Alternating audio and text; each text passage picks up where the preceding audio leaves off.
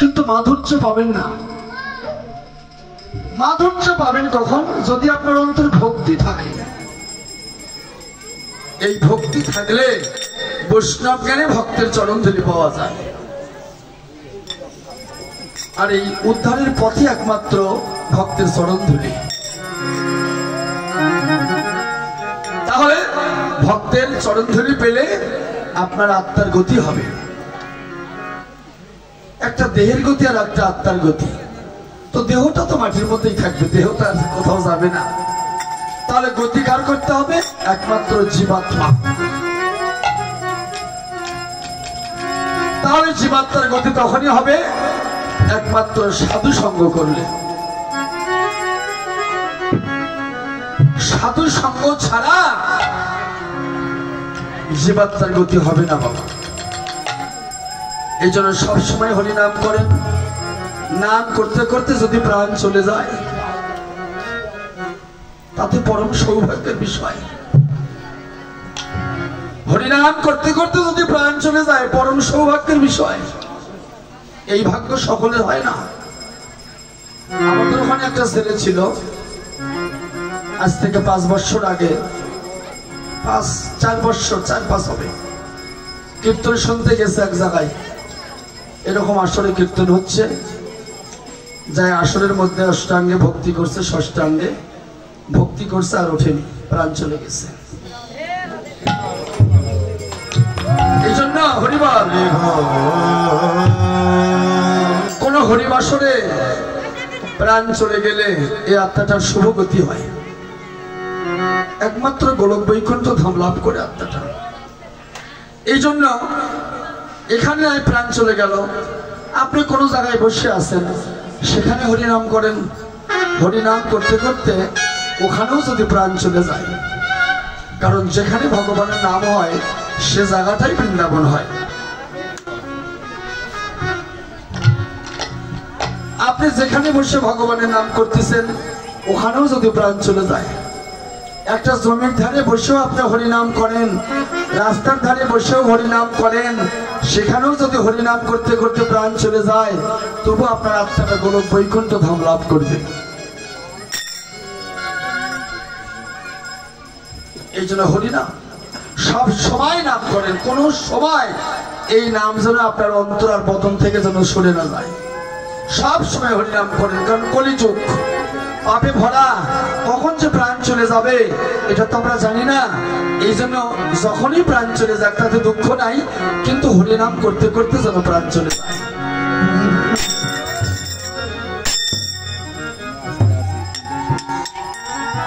কষিত কাঞ্চন জন, কষিত মানে কষ্টি পাথর, কাঞ্চন মানে সোনা, জন মানে স্পর্শ করা। হেরোইতে পরিজ্ঞান ভর, হেরোইত মানে দর্শন করা, পরিজ্ঞান মানে পড়ে গেল। তাহলে নদিয়ার নাগর জিজ্ঞাসা করলেন, শরীরে যে মানুষটিতে দর্শন করেছিলি সেই মানুষটা দেখতে কেমন? চৈতন্য চরিতামৃতে বললেন, কৃষ্ণের মধুর রূপ শোনো সনাতন, যে রূপের এক কোণ ডুবাই সব ত্রিভুবন, সকল প্রাণী করে আকর্ষণ। যোগমায়া চিৎ শক্তি বিশুদ্ধ সত্য পরিণতি, ইহা কেবল লোক দেখাইতে। কি মধুর কথা! সনাতন যখন মহাপ্রভুকে জিজ্ঞাসা করলেন, প্রভু, মানে মহাপ্রভু তো খুব সুন্দর ছিল, তো একটা সুন্দর মানুষকে যদি জিজ্ঞাসা করা যায় যে মহাপ্রভু তো সুন্দর, তাকে জিজ্ঞাসা করছে যে প্রভু তুমি যত সুন্দর, কৃষ্ণমূর্তি না জানি আরো কত সুন্দর। প্রভু আমি তো কৃষ্ণকে দেখিনি, সেই মূর্তিটা দেখতে কেমন গো? মহাপ্রভু বলছে, সনাতন, কৃষ্ণের মধুর রূপ শোনো সনাতন, যে রূপের এক কোণ ডুবাই সব ত্রিভুবন, সকল প্রাণী করে আকর্ষণ। যোগমায়া চিৎ শক্তি বিশুদ্ধ সত্য পরিণতি, ইহা কেবল লোক দেখাইতে। তাহলে কৃষ্ণের মধুর রূপ শোনো সনাতন, তাহলে মধুর সঙ্গে কৃষ্ণ রূপের তুলনা করলেন। তাহলে এত মধুর রূপ, মধুর মূরতি। এই জন্য ভগবান যদি সুন্দর না হতো, জগতে এত মানুষকে ভালোবাসত। সুন্দর বলেই তো ভালোবাসে। ঈশ্বর আর জীবের সাথে তুলনা হয়? ঈশ্বর আর জীব এক হবে? জীবের মৃত্যু আছে, পরমাত্মার কোনো মৃত্যু আছে? এই জন্য জীবের মৃত্যু আছে, কিন্তু পরমাত্মার পরমের কোনো মৃত্যু নাই। তাহলে জীব চলতেছে একমাত্র পরমের সাহায্যে। তাদের কোনো নিজস্ব আলো আছে? সূর্যের আলোতে প্রতিফলিত হয়, তেমনি এই জন্য তো কৃষ্ণ যখন অর্জুনকে বলছিল, হে অর্জুন, এই জ্ঞান আমি সূর্যকে দান করিয়াছিলাম। সূর্য তার পুত্র মনুকে দিয়েছিল, মনু তার পুত্র এই জ্ঞানকে দিয়েছিল। ইক্ষাকুকি পরস্পরাক্রমে এই জ্ঞান রাজস্বী গণ অর্জন করলেন, কালক্রমে ইহা নষ্ট হয়ে গেল। অর্জুন বললেন, হে কৃষ্ণ, আগে সূর্যের জন্ম, পরে তোমার জন্ম, তুমি কি করে সূর্যকে জ্ঞান শিক্ষা দিলে? শ্রীকৃষ্ণ বলল, হে অর্জুন, তোমার এবং আমার এই পৃথিবীতে বহুবার জন্ম হয়েছে, কিন্তু সেই সকল আমার মনে আছে, কিন্তু তোমার মনে নাই।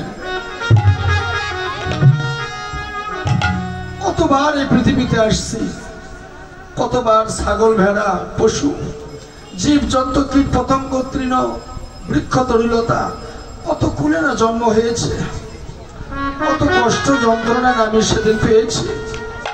তাই বহু জন্ম অতিক্রম করে আজকে এই দুর্লভ মনুষ্য জন্ম পেয়েছি, একমাত্র কৃষ্ণ ভক্তি লাভের জন্ম।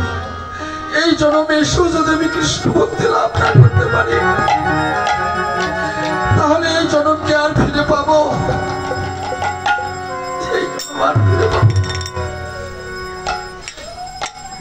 তাহলে এটা আমাদের জন্য সুযোগ, কারণ এই সময় চলে গেলে আর সময় আসবে না। নদী আর কালগতি উভয়ই সমান, অস্থির প্রবাহে করে অবশ্য প্রবাহ। নদীর স্রোত চলে গেলে যেমন আর কোনোদিন ফিরে আসে না, তেমনি মানুষের জীবনের সময়, এই সময়ে চলে গেলে আর আপনি কোনোদিন ফিরে পাবেন না।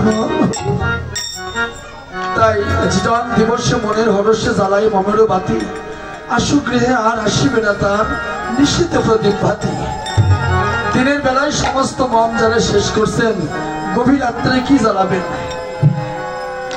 যৌবন বয়সে সমস্ত ধর্মকর্ম শেষ করছেন, মৃত্যু বয়স আর কি করবেন? এই জন্য বাবা, সময় থাকতেই সাধন করতে হবে। সময় গেলে আর সাধন হয় না। ভগবত কর্ম করতে গেলে আপনাকে যৌবন বয়সই করতে হবে। এই বয়সটা অত্যন্ত ভালো এবং অত্যন্ত মন্দ। যদি এই বয়সটা আপনি সুপথে পরিচালিত করতে পারেন, তাহলে আপনার ভালো। আর যদি কুপথে গমন করেন, তাহলে আপনার জন্য মন্দ, কপাল মন্দ।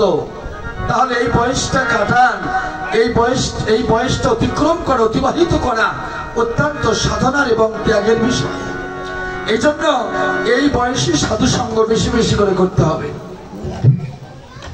কারণ এই বয়সটা কাটাতে অত্যন্ত দুরূহ ব্যাপার। এই জন্য যৌবন বয়সে বেশি বেশি করে সাধু সঙ্গ করবেন। তাহলে কি হবে? আপনার এই মনটা আর কুপথে যাবে না গো। মনটা কুপথে গেলে আপনি সব হারাবেন, ডালে মনে সব হারিয়ে ফেলবেন। এই মনটাকে ঠিক রাখতে গেলে আপনাকে হরিনাম আর সাধু সঙ্গ সবসময়।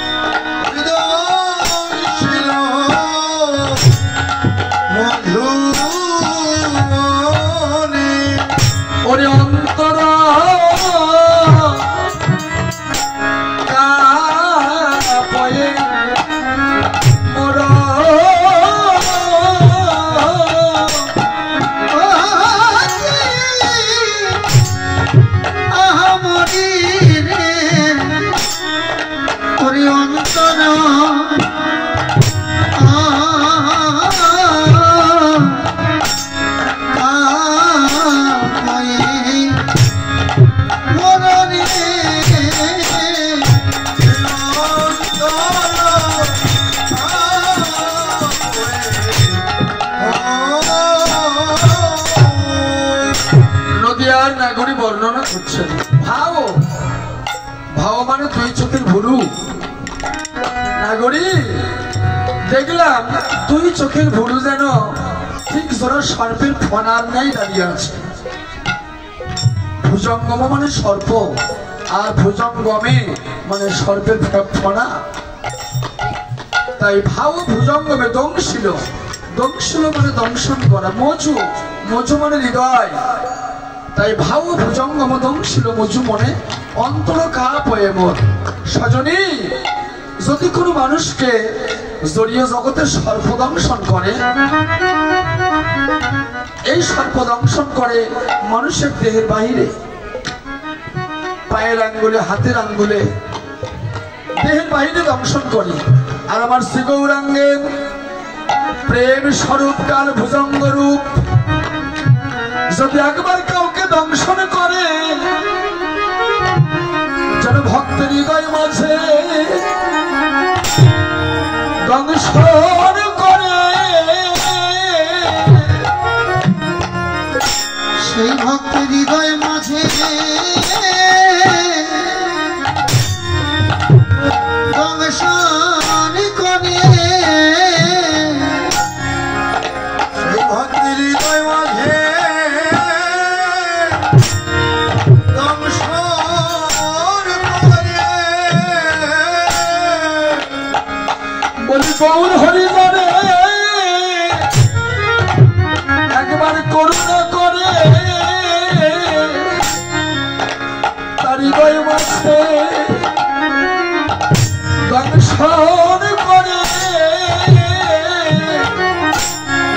ওরে গৌর হরিজনে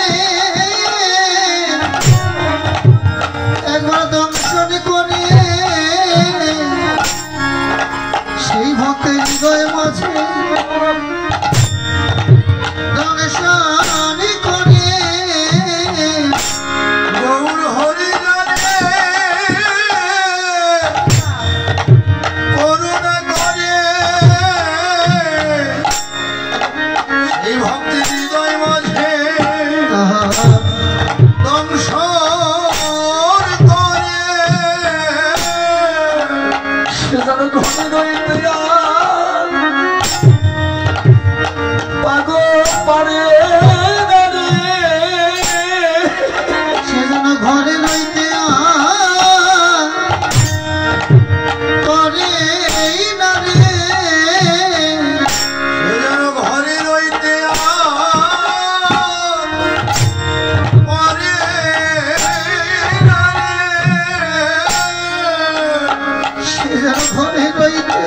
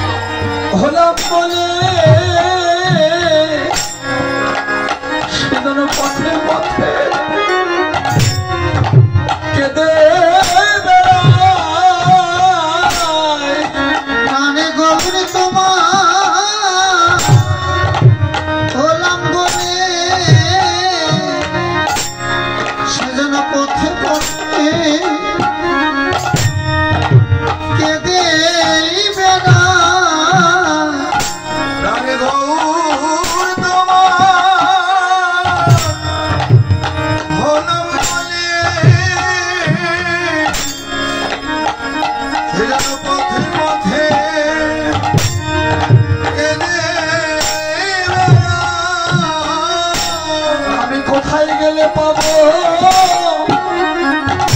মধুর ভক্ত সঙ্গ? আমি কোথায় গেলে পাবো মধুর ভক্ত সঙ্গ? আমি কোথায় গেলে পাবো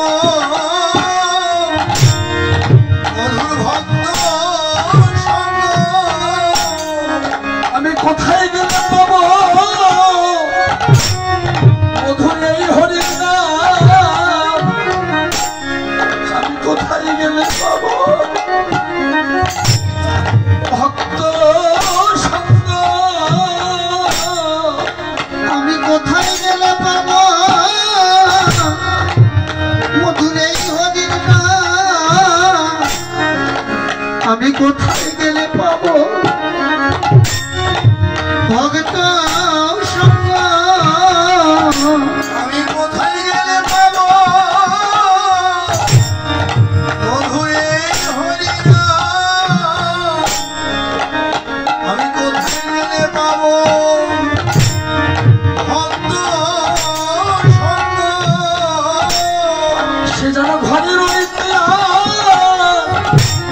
পারে না রে,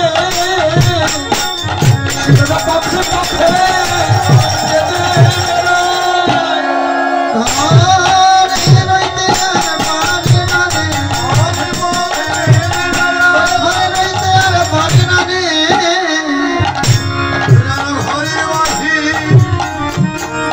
হয়ে নাই রে।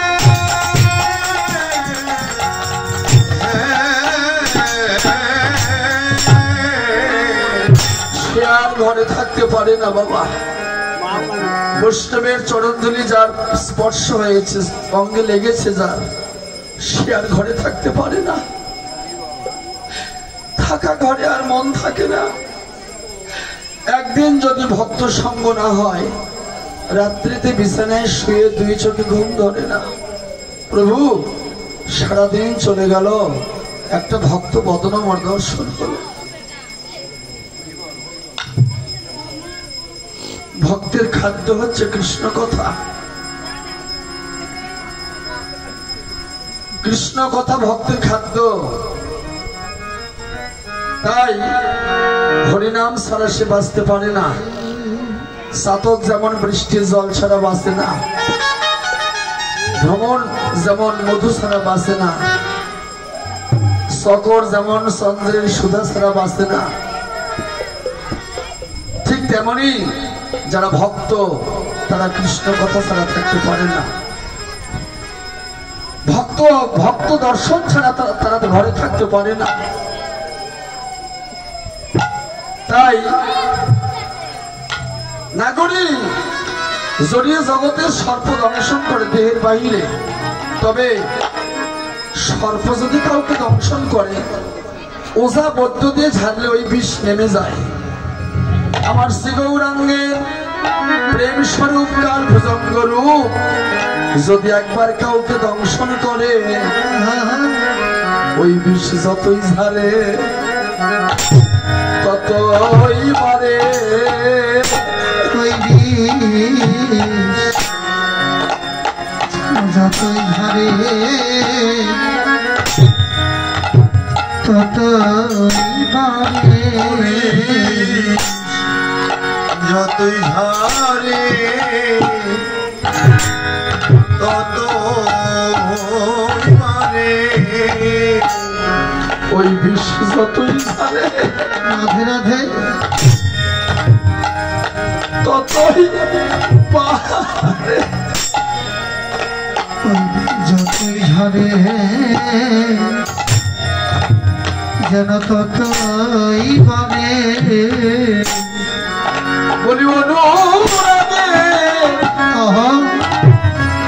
বিরহ ব্যথা, ওই বিষ যতই ঝাড়ে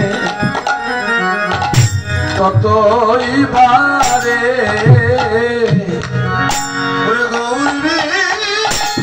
অনুরাগে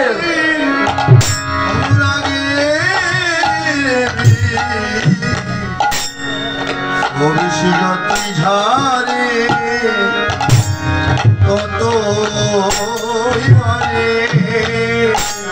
বলি গৌর অনুরাগে এই বিষয়ে অঙ্গ বলি যতই ঝরে ততই বাড়ে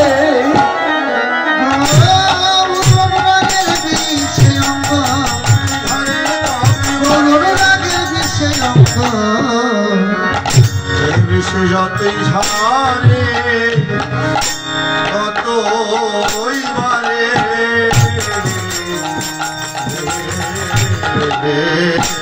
তাহলে গৌর অনুরাগের বিষ বাবা এই বিষ আর নামে না যতদিন পর্যন্ত আপনার মৃত্যু না হয়েছে সারা জীবন এই বিষ সঙ্গ আপনার জড়ো জড়ো হয়ে থাকবে। দেখেন অভক্তের পরীক্ষা জীবনে হয় একবার আর ভক্তের পরীক্ষা হয় সারা জীবন। মনে করলেন এই সামনে একটা সমস্যা আসছে, এটা শেষ হয়ে গেলে আমার এখন সুখ, কিন্তু দেখবেন ওই একটা সমস্যা শেষ হওয়ার